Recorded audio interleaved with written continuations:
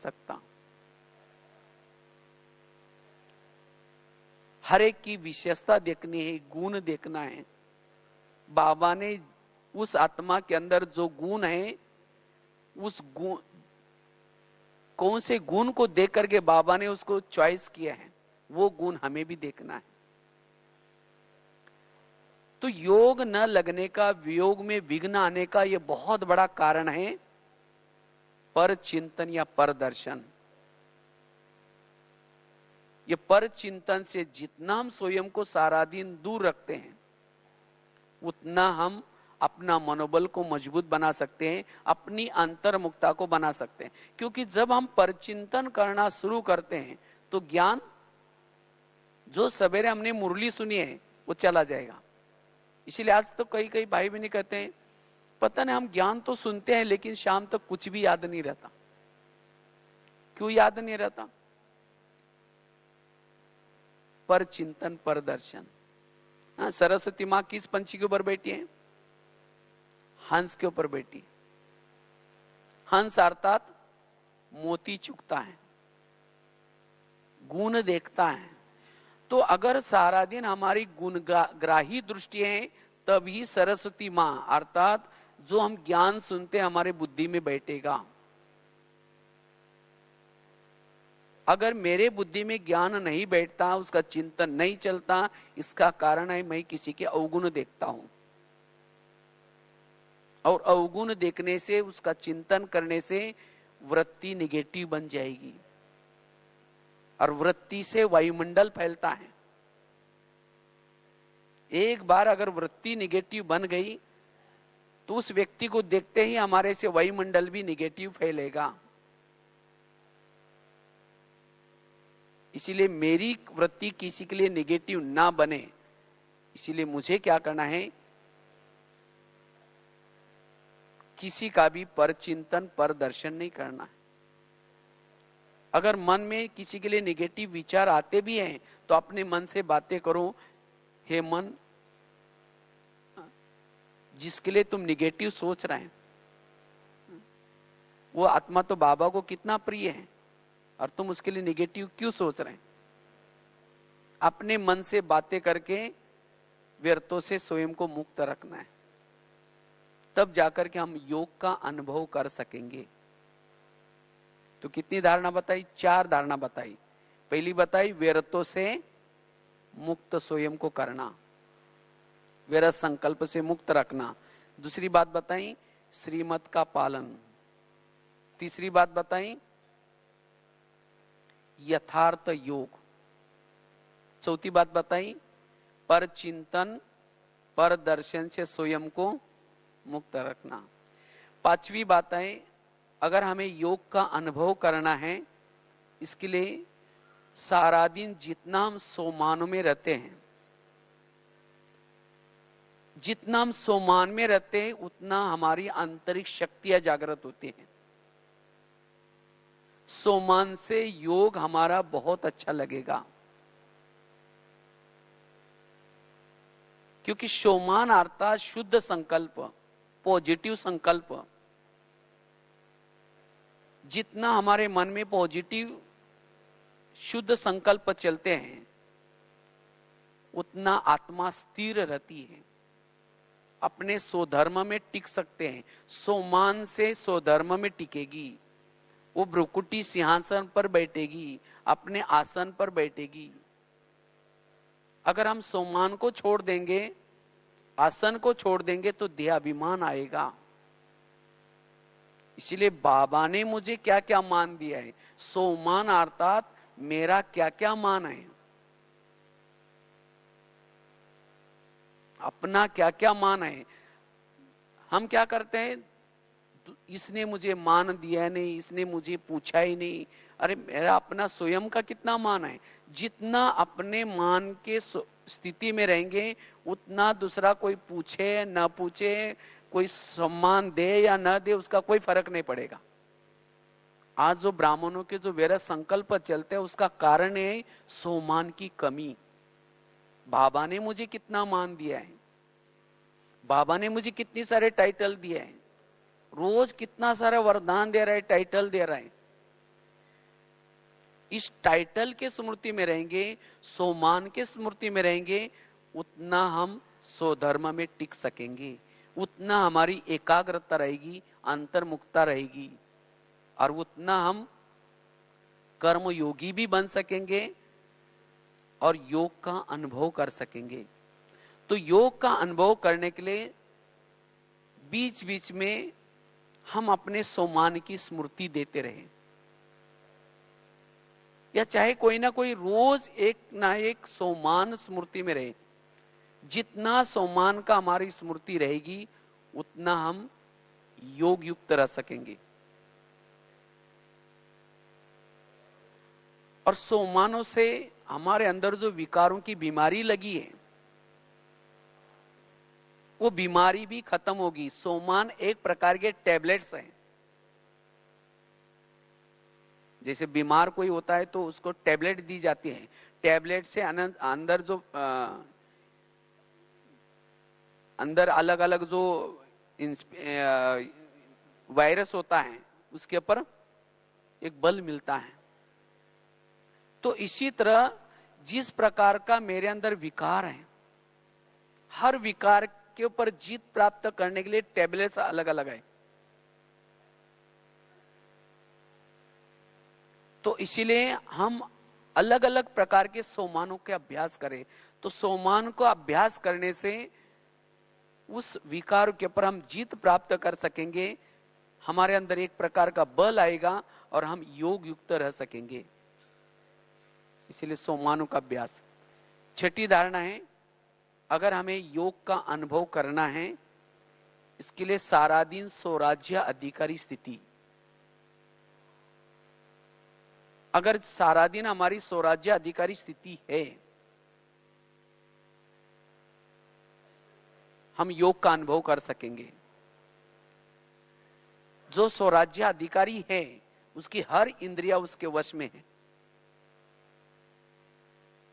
क्योंकि शरीर हमारा एक किला है और इस किले के अंदर आत्मा राजा रहता है। जैसे पहले जमाने में राजा एक किले में रहते थे और किले के कई दरवाजे रहते थे। अगर कोई भी दरवाजे में आता है तो उसकी पूछताछ होती थी, किसी ले जा रहा है, क्यों जा रहा है। इसी तरह हमें भी इस शरीर रूपी किले का हर दरवाजा मजबूत चाहिए। कान, मुख, आंखें। अगर हम शरीर रूपी किले में रहते हैं लेकिन आंखों से कुछ भी आ रहा है, कानों से भी कुछ भी आ रहा है,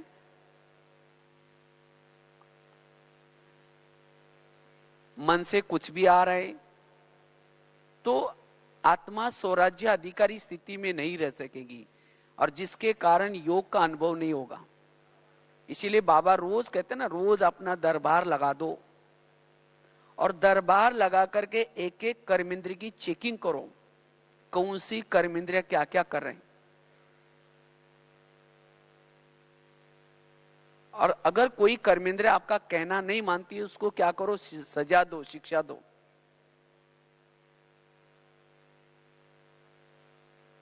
तो जितना हम स्वराज्याधिकारी बन करके हर कर्मेंद्रिय की चेकिंग करते हैं उतना हम योग युक्त रह सकेंगे, क्योंकि माया कहीं बाहर से नहीं आती, माया आते हैं अंदर से। जैसे कोई अगर बॉर्डर पर रहने वाला ही कोई दुश्मन से मिला हुआ है, उस देश की हालत क्या हो सकती है। इसी तरह अगर कोई घर का ही कोई भेदी बना है, घर की सारी बातें दूसरों को सुनाता है, वो घर की हालत क्या हो सकती है। इसी तरह अगर हमारे ही कर्मेंद्र हमको धोखा देते, मेरा अपना मन धोखा दे रहा है, मेरी अपनी बुद्धि मुझे धोखा दे रहे, मेरे अपने कान मुझे धोखा दे रहे, तो हम मायाजित कैसे बनेंगे।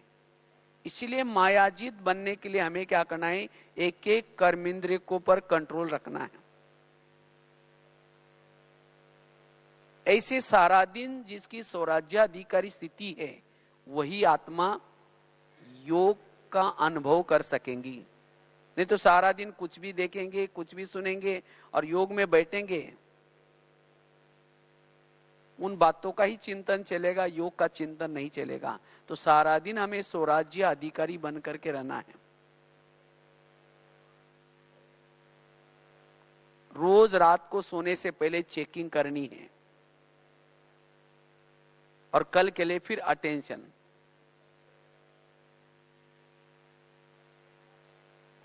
सातवीं धारणा है लास्ट की, अगर हमें योग बल को बढ़ाना है, इसके लिए निरहंकारी स्थिति, जितना हम निरहंकारी स्थिति में रहते हैं उतना योग युक्त बन सकेंगे। अगर हमारे अंदर कोई प्रकार का अभिमान है, अभिमान वाला योग युक्त नहीं बन सकता, क्योंकि अभिमान आने से संकल्प चलते हैं, व्यर्थ संकल्प चलते हैं, और वो अभिमान से हम दूर रहे कराने वाला बाबा है, मैं निमित्त हूं। जितना निरहंकारी नम्रचित, उतना हमारे जीवन में गुण और शक्तियां रहेगी। थोड़ा अभिमान आया, गुण और शक्तियां चली गई। अभिमान आने से गुणों का गुलदस्ता मुरझा जाता है, सब गुण और शक्तियां चली जाते हैं, अकेला महसूस करेंगे।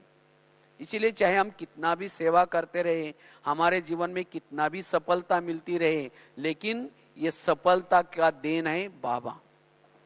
बाबा मेरे से करा रहा है, मैं निमित्त हूं, करण करावरहार बाबा है। तो जितना हमारे अंदर ये निरहंकारी स्थिति रहेगी, उतना हम व्यर्थ से मुक्त होकर के एकाग्र बन सकेंगे, योग युक्त रह सकेंगे। तो योग न लगने का कारण है, कभी कभी हमारे जीवन में कोई सफलता मिलती है, जितना हम आगे बढ़ते हैं उसके अंदर फिर कभी कभी अभिमान आने की संभावना है। अगर अभिमान आया तो योग से दूर रहेंगे, क्योंकि अभिमान वाला करता बहुत है, लेकिन संकल्प नेगेटिव, और उसके कारण कभी कभी हम व्यर्थों में चले जाते हैं। इसीलिए अगर योग युक्त स्थिति बनानी है, निरहंकारी, और निरहंकारी बनने का आधार है निराकारी स्थिति। जितना हम निराकारी स्थिति में रहते हैं, उतना सारा दिन हमें कोई भी प्रकार का अभिमान नहीं आएगा, ना कोई गुणों का अभिमान, ना कोई विशेषता का अभिमान, और निरहंकारी वालों का प्रभाव पड़ता है। जितना हम निरहंकारी रहते हैं, जितना सिंपल रहते हैं, उसका प्रभाव रहता है। जितना त्यागी उतना तपस्वी, जितना वैरागी उतना तपस्वी। इसीलिए बाबा कहते बच्चे निरहंकारी बनो, और वो मेरी निरहंकारी स्थिति बनी रहे। निरहंकारी का जैसे कहा कि आधार है निराकारी स्थिति, और निराकारी स्थिति कब बनेगी? जितना हमारा अमृत वेला का योग अच्छा है। अमृत वेला का योग अच्छा, उसके बाद क्लास के पहले आकर के योग युक्त होकर के बैठेंगे, आधा घंटा क्लास के पहले योग करेंगे, फिर मुरली अच्छी तरह ध्यान से सुनेंगे। अगर ये हमारे रोज के दिनचर्या में ये तीन बातें हैं, अमृतवेला का योग, क्लास के पहले का आधे घंटे का योग और मुरली, ये तीन चीजें हमें निराकारी स्थिति में स्थित करेगी, आत्मानुभूति कराएगी। और जिसकी आत्मानुभूति है वो सारा दिन योग युक्त रह सकता है। अब कई तो हम शुरू में तो आए थे, मुरली तो अच्छी सुनते थे, योग भी करते थे, लेकिन आजकल थोड़ा ब्राह्मणों में ढीलापन आता जाता है। क्या करते हैं, क्लास के पहले आधा घंटा योग नहीं करेंगे, सीधा आकर के मुरली सुनेंगे। अगर केवल मुरली ही सुनते तो मुरली में एकाग्रता नहीं आएगी, जो मुरली से जो बल है वो बल नहीं मिलेगा, नशा नहीं चढ़ेगी, और जिसके कारण फिर सारा दिन देहाभिमान होगा, और जब देहाभिमान होगा तो सारा दिन बुद्धि हद में रहेगी। क्योंकि निराकारी स्थिति में रहने वाला किसी के भी प्रभाव में नहीं आएगा, ना कोई व्यक्ति के प्रभाव में आएगा, ना कोई वस्तु के प्रभाव में आएगा। क्योंकि आजकल साधन इतने निकलते जा रहे हैं, बहुत अच्छे अच्छे साधन निकलते जा रहे हैं। अगर हमारा थोड़ा भी देहाभिमान है, हम साधनों के वश होंगे, साधनों के वश होंगे या कोई व्यक्ति के वश होंगे। और जहां वश में है वहां योग युक्त स्थिति नहीं होगी। इसीलिए स्वयं को सेफ रखने का साधन है ये निराकारी स्थिति। जितना हम निराकारी स्थिति में रहते हैं उतना निरहंकारी रहेंगे, और जितना निरहंकारी उतना योग युक्त। इसीलिए बाबा ने भी अंतिम समय के 3 शब्द यूज किए थे, बच्चे निराकारी बनो, निर्विकारी बनो, निरहंकारी बनो। और जितना हम निरहंकारी है उतना हर जगह पर, जैसे भी हर परिस्थिति में स्वयं को एडजस्ट कर सकेंगे, स्वयं को हर्षित मुक्त रख सकेंगे, स्वयं को सदा खुश मिजाज बना करके रख सकेंगे। नहीं तो कई बार बातें आती हैं और ये बातें हमारी खुशी को गायब करते हैं। और खुशी गायब क्यों हो गई? देह का भान। जितना निराकारी स्थिति में रहेंगे, अशरीरी स्थिति में रहेंगे, हमारी खुशी गायब नहीं होगी। और वायुमंडल को भी हम अच्छी तरह, भले रात निराकारी स्थिति वाला रात में सोए हैं, कर्म कर रहे हैं, तो भी उसका समय सफल हो रहे हैं, तो भी उसे सेवा हो रहे, वायुमंडल बना रहे हैं।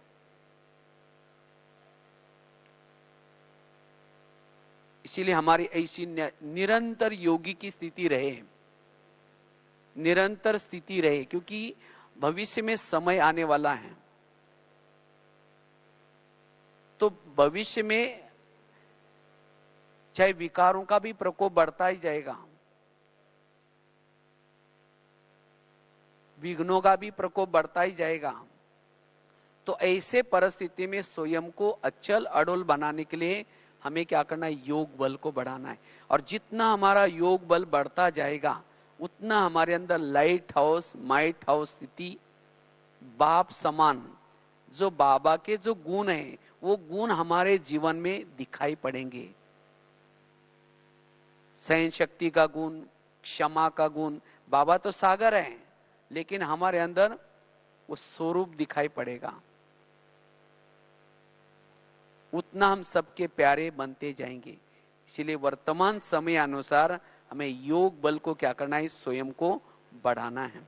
तो जितना हम योग बल को बढ़ाते जाएंगे उतना हमारे जीवन में जो छोटी छोटी समस्या आती है, चाहे संस्कारों की समस्या, स्वयं के संस्कार की समस्या, आपसी संस्कार की समस्या, उन समस्या से स्वयं को मुक्त रख सकेंगे, अपनी वृत्ति को बदल सकेंगे।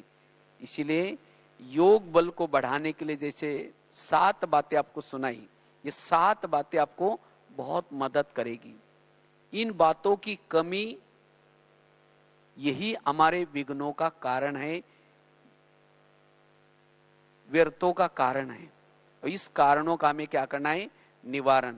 तो 7 बातें लास्ट में, पहली बात बताई थी व्यर्थ संकल्प से मुक्त, दूसरी बताई श्रीमत का पालन, तीसरी बात बताई थी यथार्थ योग, चौथी बताई थी पर चिंतन पर दर्शन से मुक्त, 5वीं बताई थी स्वराज्य अधिकारी स्थिति, सोमानों के अभ्यास 6ठी बात, और 7वीं बताई थी निरहंकारी स्थिति।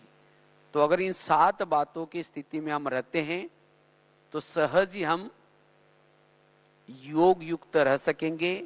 और जो बाबा हमारे से चाहता है वायुमंडल बनाने की सेवा, ये वायुमंडल बनाने की सेवा हम कर सकेंगे